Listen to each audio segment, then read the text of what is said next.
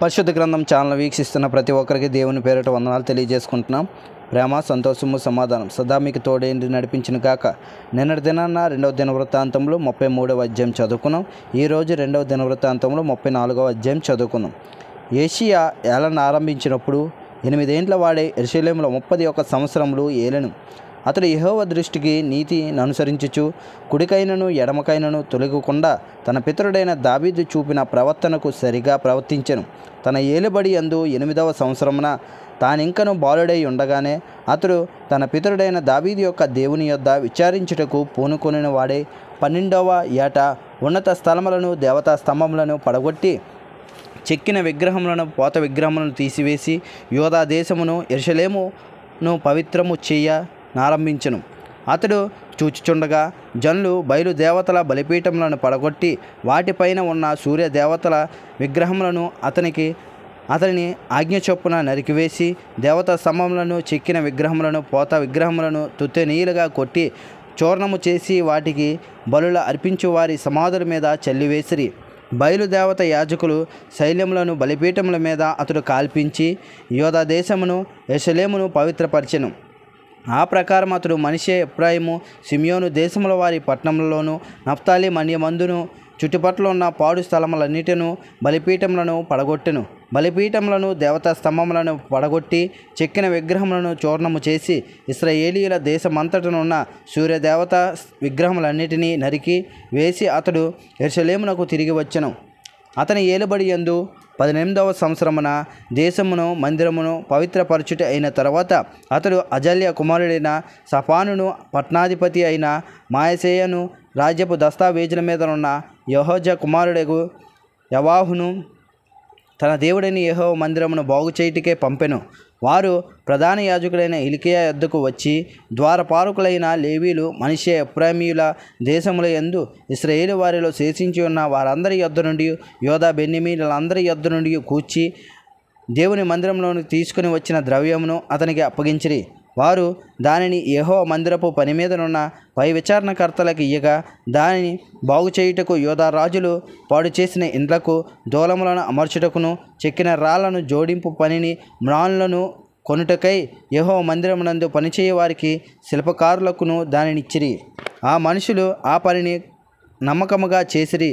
వారి మీద పై విచారణకర్తలు ఎవరనగా మొరారీయులైన లేవీలకు యహతు, ఒబద్యా అనువారును, పని నడిపించుటకు ఏర్పడిన కహాతీయులకు జకరియా, మెషుల్లాము అనువారును.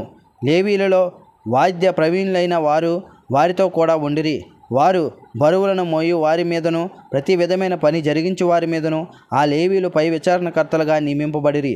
మరియు లేవీలలో లేఖికులను, పరిచారకులను, ద్వారపాలకులను అయిన వారు ఆయా పనుల మీద నియమింపబడిరి. యెహోవా మందిరంలోనికి తేబడిన ద్రవ్యమును బయటికి తీసుకుని వచ్చినప్పుడు మోషే ద్వారా యెహోవా దయచేసిన ధర్మశాస్త్రం గల గ్రంథము యాజకుడైన హిల్కీయాకు కనబడెను. అప్పుడు హిల్కీయా యెహోవా మందిరమందు ధర్మశాస్త్రం గల గ్రంథము నాకు దొరికినని శాస్త్రియగు షాఫానుతో చెప్పెను. ఆ గ్రంథమును షాఫానునకు అప్పగించెను. షాఫాను ఆ గ్రంథమును రాజునొద్దకు తీసుకుని పోయి రాజుతో ఇట్లనెను, నీ సేవకులకు నీవు ఆజ్ఞాపించినదంతయు వారు చేయుచున్నారు. యెహోవా మందిరమునందు దొరికిన ద్రవ్యము వారు పోగు చేసి పై విచారణకర్తల చేతికి, పనివారి చేతికి దానిని అప్పగించి ఉన్నారు. మరియు యాజకుడైన హిల్కీయా నాకు ఒక గ్రంథము ఇచ్చెనని రాజు ఎదుట మనవి చేసుకొని శాస్త్రియగు షాఫాను రాజు సముఖమున దాని నుండి చదివి వినిపించెను. అతడు ధర్మశాస్త్రపు మాటలు చదివి వినిపింపగా రాజు విని తన వస్త్రములు చింపుకొని హిల్కీయాకును, షాఫాను కుమారుడైన అహికాముకును, మేకా కుమారుడైన అబ్దోనుకును, శాస్త్రియగు షాఫానుకును, రాజు సేవకుడైన అసాయాకును ఇలాగ ఆజ్ఞ ఇచ్చెను, మీరు వెళ్ళి దొరికిన ఈ గ్రంథంలోని మాటల విషయమై నా కొరకును ఇశ్రాయేలు యూదా వారిలో శేషించి ఉన్న వారి కొరకును యెహోవా యొద్ద విచారించుడి. మన పితరులు ఈ గ్రంథమునందు వ్రాయబడి ఉన్న సమస్తమును అనుసరింపకయు యెహోవా ఆజ్ఞలు గైకొనకయు ఉండిరి గనుక యెహోవా కోపం మన మీదకి అత్యధికముగా వచ్చి ఉన్నది. అప్పుడు హిల్కీయాయును రాజు నియమించిన వారును సంగతిని గూర్చి విచారణ చేయుటకే అర్వాషుకు పుట్టిన తిక్వా కుమారుడైన వస్త్రశాలకు పై విచారణకర్తయునగు షల్లూము యొక్క భార్య అయిన హుల్దా అను ప్రవక్త యొద్దకు పోయిరి. ఆమె అప్పుడు యెరూషలేమునకు చేరిన యూపభాగంలో కాపురముండెను. వారు ఆమెతో సంగతి చెప్పగా ఆమె వారితో ఇట్లానెను, ఇశ్రాయేలీయుల దేవుడైన యెహోవా సెలవిచ్చినదేమనగా, ఆలకించుడి. నేను ఈ స్థలం మీదకిని దాని కాపురస్తుల మీదకిని యోధారాజు సముఖమున చదివి వినిపింపబడిన గ్రంథమునందు వ్రాయబడి ఉన్న శాపములన్నిటినీ రప్పించెదను. వారు నన్ను విసర్జించి ఇతర దేవతలకు ధూపం వేసి తమ చేతి పనుల వలన నాకు కోపం పుట్టించి ఉన్నారు గనుక నా కోపము ఈ స్థలం మీద మితి లేకుండా కుమ్మరింపబడును. నా యొద్దకు మిమ్మను పంపిన వానికి ఈ వార్త తెలుపుడి.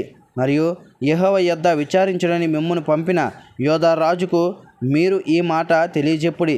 నీవు ఎవని మాటలు విని ఉన్నావో ఇశ్రాయేలీయుల దేవుడైన యెహోవా సెలవిచ్చినదేమనగా, నీ మనసున మెత్తనైనదై ఈ స్థలం మీదను దాని కాపురస్తుల మీదను దేవుడు పలికిన మాటలను నీవు వినినప్పుడు నా సన్నిధిని నీవు తగ్గించుకొని నీ వస్త్రములు చింపుకొని నా సన్నిధిని కన్నీరు విడిచితివి గనుక నీ మనవి నేను ఆలకించితిని.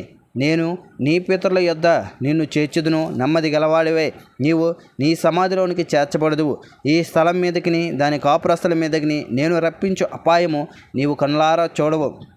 వారు రాజునొద్దకు ఈ వర్తమానం తీసుకొని రాగా రాజు యోధా యెరూషలేములోని పెద్దలందరినీ పిలవనంపించి వారిని సమకూర్చెను. రాజును యోధా వారందరూ యెరూషలేము కాపురస్తులను, యాజకులను, లేవీలను, జనులలో పిన్నల పెద్దలందరూ యెహోవా మందిరమునకు రాగా యెహోవా మందిరము దొరికిన నిబంధన గ్రంథపు మాటలన్నీ వారికి వినిపింపబడెను. పిమ్మట రాజు తన స్థలమందు నిలబడి నేను యెహోవాను అనుసరించుచు ఆయన ఇచ్చిన ఆజ్ఞలను, శాసనములను, కట్టడాలను పూర్ణ మనసుతోనూ పూర్ణ హృదయముతోనూ గైకొనుచు ఈ గ్రంథమందు వ్రాయబడిన నిబంధన మాటల ప్రకారముగా ప్రవర్తించుదునని యెహోవా సన్నిధిని నిబంధన చేసుకొనెను. మరియు అతడు యెరూషలేమునందున్న వారందరినీ బెన్యామీనీయులందరినీ అట్టి నిబంధనకు ఒప్పుకొనజేసెను గనుక యెరూషలేము కాపురస్తులు తమ పితరుల దేవుడైన దేవుని నిబంధన ప్రకారము ప్రవర్తించిరి. మరియు యెషయా ఇశ్రాయేలీయులకు చెందిన దేశములన్నిటిలో నుండి హేయమైన విగ్రహములన్నిటినీ తీసివేసి ఇశ్రాయేలీయులందరూ తమ దేవుడైన యెహోవాను సేవించినట్లు చేసెను.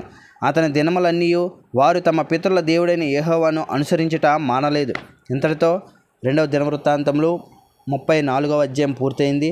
రేపటి దినాన 2వ దినవృత్తాంతంలో 35వ అధ్యాయం చదువుకున్నాం. ప్రేమ, సంతోషము, సమాధానం సదా మీకు తోడైంది నడిపించునుగాక. ఆమెన్.